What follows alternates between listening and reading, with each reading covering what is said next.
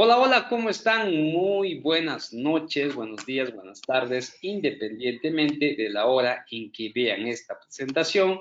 El día de hoy, el Club de Contadores del Perú presenta en su membresía tributaria el seminario virtual Responsabilidad Administrativa de las Personas Jurídicas en el Proceso Penal. Tenemos ya en plataforma al doctor Miguel Carrillo Bautista, abogado tributarista de la Pontificia Universidad Católica del Perú, asesor, consultor, capacitador, docente y conferencista en temas de derecho tributario y derecho administrativo. Experiencia en consultoras, auditoras y estudios tributarios como Ladersen Consultores, Parescado Asociados, entre otros.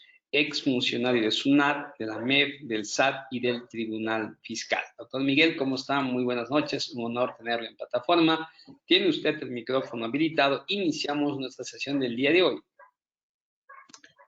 Bueno, muchas gracias Eduardo, muchas gracias al Club de Computadores pues, por la invitación, que para mí resulta importante en una coyuntura en la cual se vienen varios cambios, bastantes cambios en materia administrativa, en materia tributaria y también en lo que vendría a ser pues, el desarrollo de lo que es la responsabilidad administrativa, en este caso las personas jurídicas. Así que el agradecimiento nuevamente a tu persona, a todo el Club de Contadores por la invitación y listo ya para el inicio a esta conferencia en la cual queremos abordar no solamente lo que estableció la ley de responsabilidad administrativa de las personas jurídicas, ¿no? Sino también la modificación que tuvimos hace poco, cuyo algunos cambios pues ya entraron en vigencia, otros se han diferido a 6 meses, sobre todo los cambios del artículo 1, que es el ámbito de aplicación, y básicamente lo que busca la norma es establecer mecanismos de control de la responsabilidad, en el caso de las personas jurídicas, teniendo en cuenta pues que la persona jurídica es una persona moral, ¿no? Es como llaman en los españoles pues las personas que pueden ser susceptibles de derechos, pero siempre la responsabilidad, sobre todo la responsabilidad penal y administrativa, recae en aquellas personas que son los titulares de estas empresas, los que actúan como representantes legales o administradores de hecho, o tienen alguna función o cargo directivo correspondiente, pero también el ánimo, o lo que nosotros en el derecho penal conocemos como el ánimo de afectar el patrimonio del Estado o de un tercero, también se ve reflejado en el caso de las personas jurídicas. Por eso la idea en este curso es analizar cada normativa que ha tenido incidencia en establecer este tipo de responsabilidad, identificar la responsabilidad administrativa, cuál es la diferencia de la responsabilidad penal y cómo se puede hablar de responsabilidad administrativa, en este caso en el proceso penal. Es un poco lo que vamos a abordar, así que les doy la bienvenida a todos, es un poco lo que vamos a comentar para ya dar inicio a la conferencia. Entonces voy a permitirme compartir ahora sí el material que tenemos para trabajar el día de hoy. Ahí lo tenemos justamente en la pantalla. Voy a minimizar un poco algunas ventanitas para que todo sea más práctico de poder trabajarlo, poder analizarlo.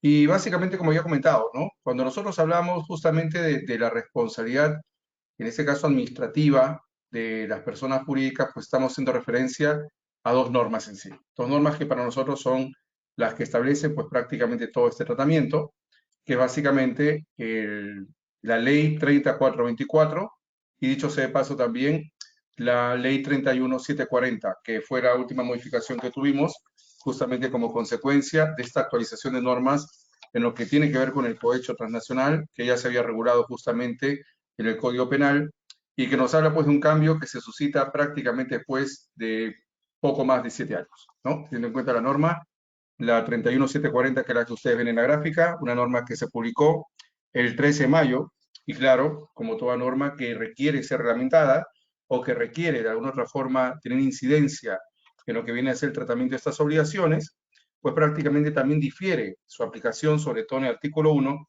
que es el artículo que hace referencia al objeto de la ley, es decir, a todos los delitos que van a estar comprendidos en este supuesto de responsabilidad administrativa de las personas jurídicas. Entonces, teniendo en cuenta el marco normativo, vamos a remitirnos tanto a la 3424 como a la 31740 para analizar pues cuáles han sido los cambios más relevantes y qué es lo que se viene de acá a 6 meses, o bueno, ya considerando pues que estamos julio, los 2 meses que ya han transcurrido, pues hoy estamos prácticamente ya quincena, mañana 15, ¿no? Entonces hablamos justamente de 2 meses contados a partir de la publicación de la norma, en 4 meses más, es decir, antes que acabe el año, ya tendríamos el ámbito de aplicación de la ley, la 31740, ¿no? A lo que vendría a ser el ámbito de aplicación, vale decir, los delitos o los artículos del Código Penal a los cuales también va a ser aplicable la norma, como también, en este caso, pues al decreto legislativo 1106, que lo vamos a hacer más adelante, que es el decreto que establece la lucha eficaz contra el lavado de activos y otros delitos, y también la ley de delitos aduaneros, la ley penal tributaria, y finalmente el decreto ley que establece la penalidad para los delitos de terrorismo y procedimientos para la investigación, la instrucción y el juicio. Así que vamos a hablar un poco de derecho administrativo y vamos a hablar un poco de derecho penal, y en lo que resulte aplicable, seguramente también de cuál sería una incidencia o cuál sería una contingencia que se puede presentar desde el punto de vista corporativo y tributario. Bueno, ahí tenemos justamente lo que vendría a ser el texto vigente, lo que nosotros tenemos al día de hoy como la norma aplicable, que para nosotros pues básicamente es esta incidencia que se da. Es decir, todo el tratamiento que prácticamente se da como consecuencia de esta aplicación normativa. Ya lo tenemos, el texto vigente de la ley, en este caso la 30424, ¿no? Que establece lo siguiente. ¿Y por qué es importante analizar este artículo 1 todavía, por lo menos, a ver, agosto, septiembre, octubre, noviembre, por lo menos hasta lo que vendría a ser el 14 de noviembre de 2023, ¿no? Porque justamente ese es el marco actual. Es ese marco actual que recoge la norma y que establece justamente un ámbito de competencia para regular la responsabilidad administrativa de la persona jurídica por el delito de cohecho activo transnacional que establece el 397A del Código Penal. Entonces, el objeto de la norma, cuando se publicó allá por el año 2016, esta ley, la 3424, fue establecer un mecanismo, por decirlo, de sanción administrativa a aquellas personas jurídicas que prácticamente incurran en lo que es el tipo penal previsto, en este caso, en el artículo 397, inciso A del Código Penal. La pregunta que nos hacemos es, entonces, ¿qué regula el artículo 397A del Código Penal? Que ahora prácticamente sería un artículo que vamos a aplicar atendiendo al cambio normativo que suscita la norma, incorporando otros delitos. Pero el 397, de inciso A, reguló la figura del cohecho activo transnacional. Y cuando se hace referencia al cohecho activo transnacional, pues el tipo punitivo o el tipo que prácticamente calza como sujeto o como supuesto que prácticamente origina este tipo de sanciones, abarca lo siguiente. Cuando nosotros hacemos referencia al 397 inciso A, estamos hablando de la conducta de que teniendo nacionalidad peruana o la representación de una persona jurídica domiciliada en el Perú, bajo cualquier modalidad, ofrezca, otorgue o prometa directamente lo que vendría a ser a un funcionario, directa o indirectamente un funcionario o servidor público extranjero, algún tipo de donativo, por decirlo de una manera, ¿no? Una dádiva, una promesa, una ventaja o un beneficio que resulte indebido, que prácticamente redunde o genere en provecho propio o el de otra persona, para que este servidor o funcionario público realice o omita actos propios de su cargo o empleo en violación de sus obligaciones o sin faltar a su obligación para obtener o retener un negocio u otra ventaja indebida, para realizar actividades económicas o comerciales internacionales, ¿no? O sea, acá ya se da un trasfondo no solamente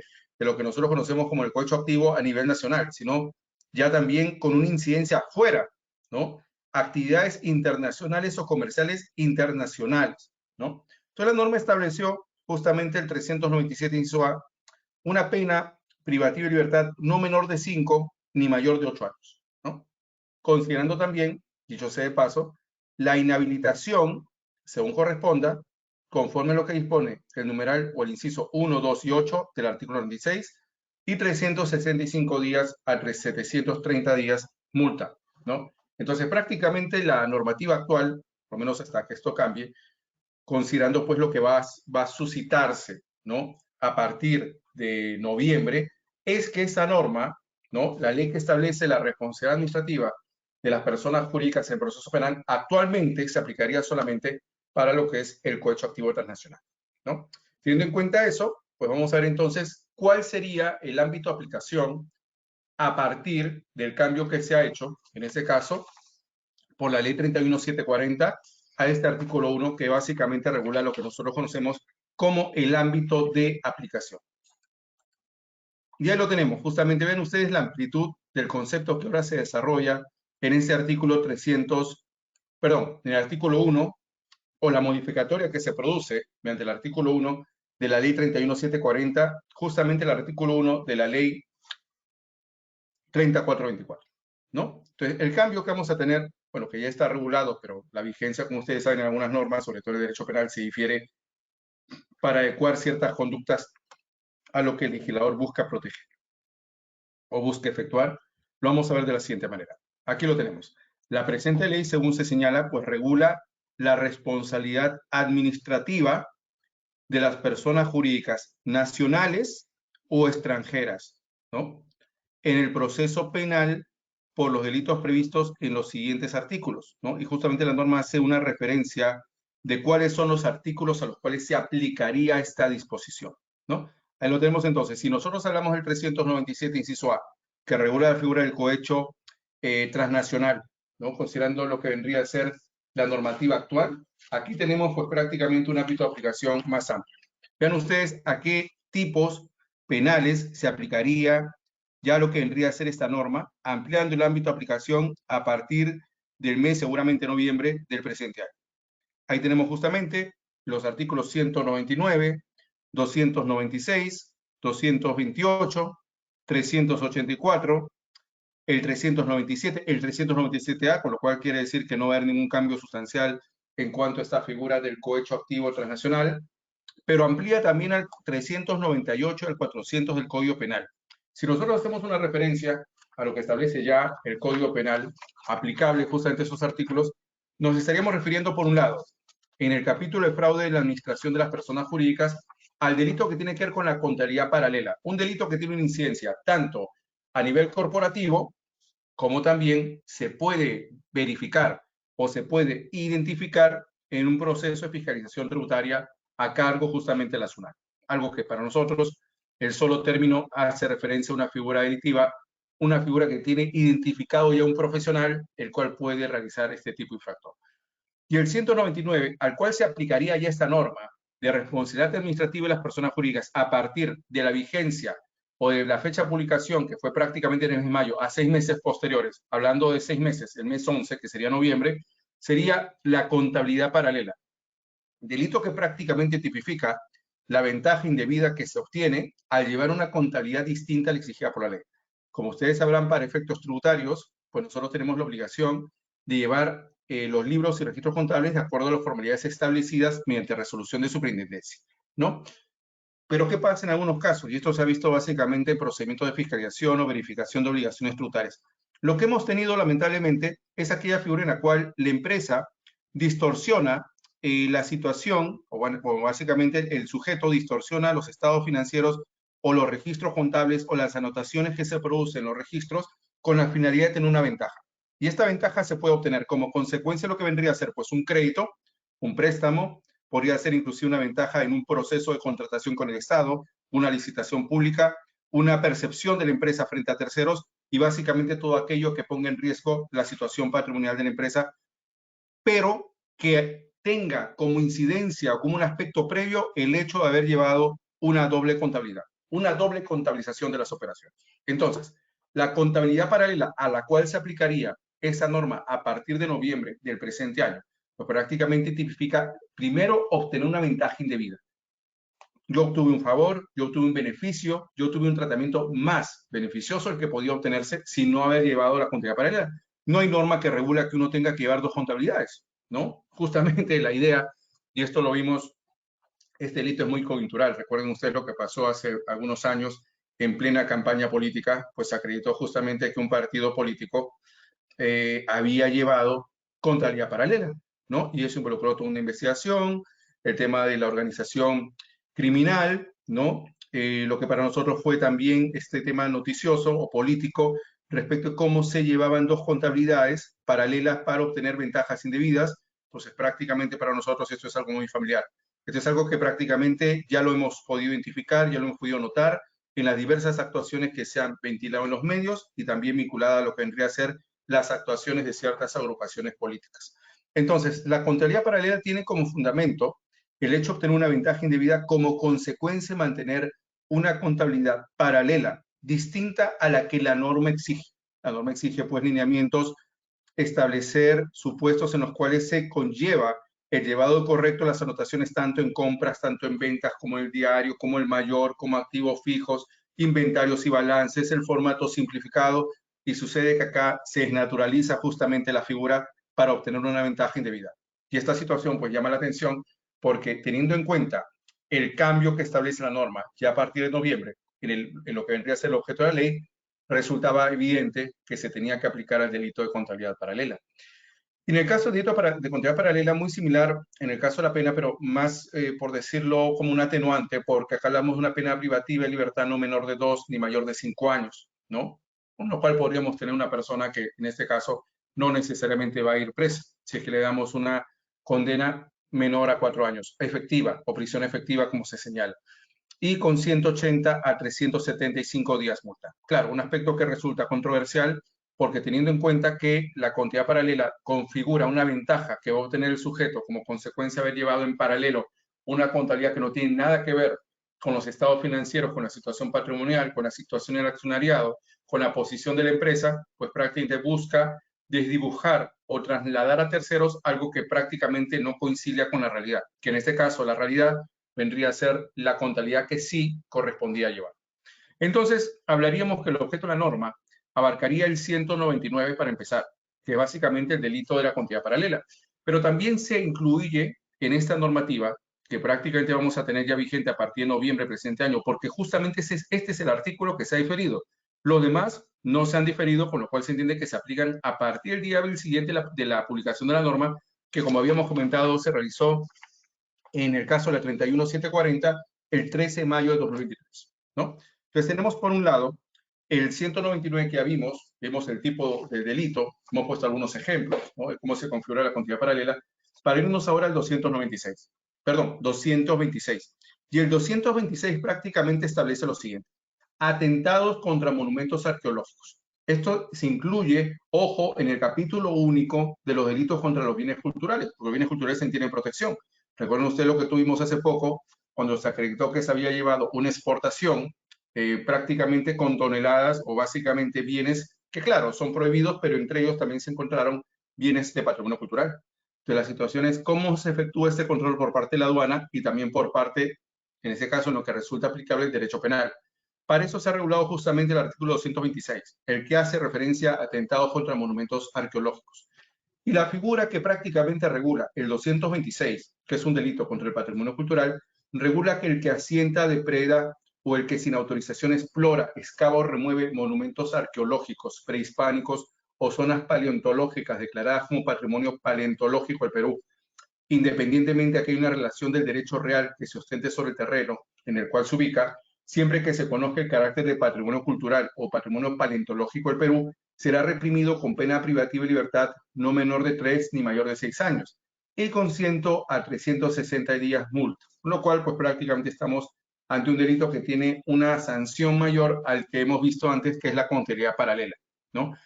Y establece la norma también que hay una inducción a la comisión de atentados contra sitios arqueológicos, así como zonas paleontológicas declaradas como patrimonio paleontológico del Perú. Entonces, básicamente un delito que tiene su propia tipicidad, su propio ámbito de aplicación, que básicamente sería proteger los monumentos prehistóricos o zonas paleontológicas siempre y cuando hayan tenido dicha declaración, es decir, hayan sido declarados como patrimonio paleontológico del Perú. El 226 entonces regula dicha figura y nos vamos al 228. El 228 también tiene una tipificación muy similar porque hace referencia a lo que nosotros conocemos como extracción ilegal de bienes culturales. Es decir, cuando estos bienes pues prácticamente son excluidos, son extraídos con un fin ilícito. Y por eso el 228 hace referencia al que destruye, altera, extrae del país o comercializa bienes del patrimonio cultural prehispánico o el patrimonio paleontológico del Perú, ¿no? O sea, tres tipos que prácticamente se configuran: destruir, alterar, extraer o, en todo caso, comercializar estos bienes del patrimonio cultural prehispánico o del patrimonio paleontológico, en este caso el Perú, ¿no? O no lo retorna, ¿no?, de conformidad con la autorización que le fuera concedida, si es que hay una apropiación ilícita, por ejemplo, en este caso, ¿no? Y esto se da como consecuencia de una represión que establece una pena privativa de libertad no menor de 3 ni mayor de 8 años y con 180 a 365 días multa.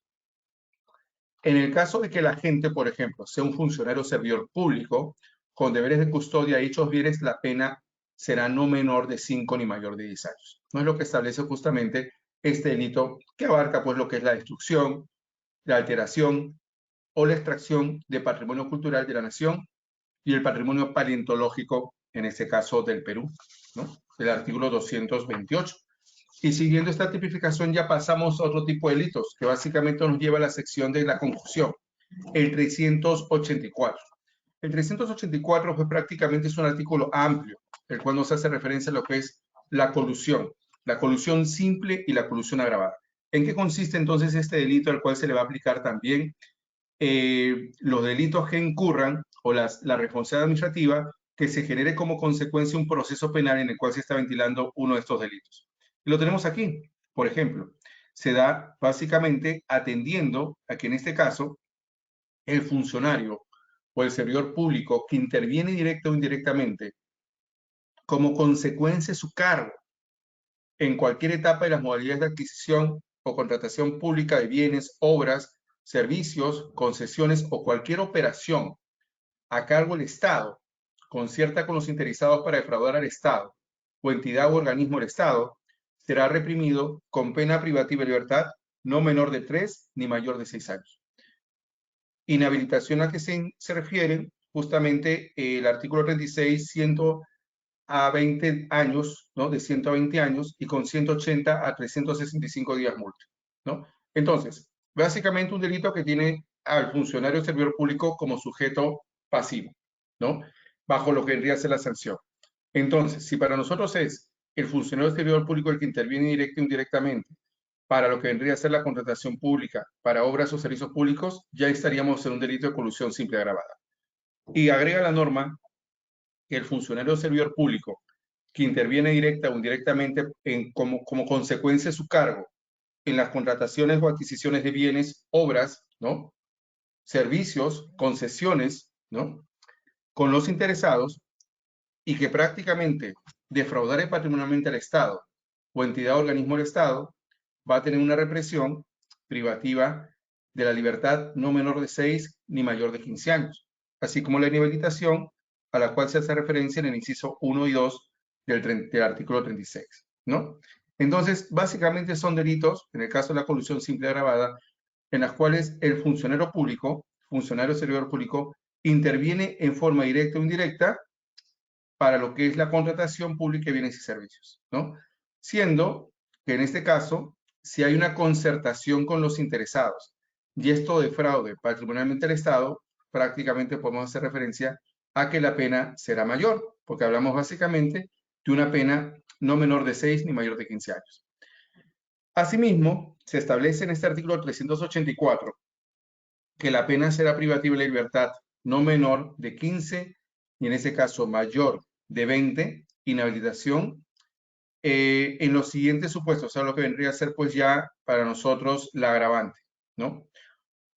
Cuando el agente actúe como integrante de una organización criminal, como persona vinculada o actúe por encargo de ella, cuando la conducta recaiga sobre programas con fines asistenciales de apoyo, inclusión o beneficio, eso sí, con la condición de que el valor de dinero, bienes o efectos o ganancias supere las 10 unidades impositivas tributarias, las 10 UITs, ¿no? O cuando el agente se aproveche de una situación de calamidad pública o emergencia sanitaria o la comisión del delito comprometa la defensa, seguridad y soberanía nacional, que básicamente lo que se encuentra regulado en ese delito de colusión simple y agravada, ¿no? Esto entonces sería respecto al artículo 384, que si bien es cierto, a la fecha no se encuentra comprendido porque esto recién vamos a tenerlo a partir del mes de noviembre como consecuencia que se cumplan pues ya los 6 meses, ¿no? Que se ha diferido la vigencia del artículo o de la modificación que se ha producido a la modificación del artículo 1, pues lo que hay que tener en cuenta es lo siguiente. Para efectos del tratamiento de estas obligaciones, lo que habría que priorizar o lo que habría que considerar es la incidencia que tiene también para otros delitos, como es en este caso el artículo 397. Y el 397, que vamos a reiterar, sobre todo cuando analicemos el 397A, regula lo siguiente, ¿no? El que bajo cualquier modalidad ofrezca, dé o comprometa a un funcionario o servidor público donativo, promesa, ventaja o beneficio para que realice u omita actos en violación de sus obligaciones, tendrá una represión de pena privativa de libertad no menor de 4 ni mayor de 6 años.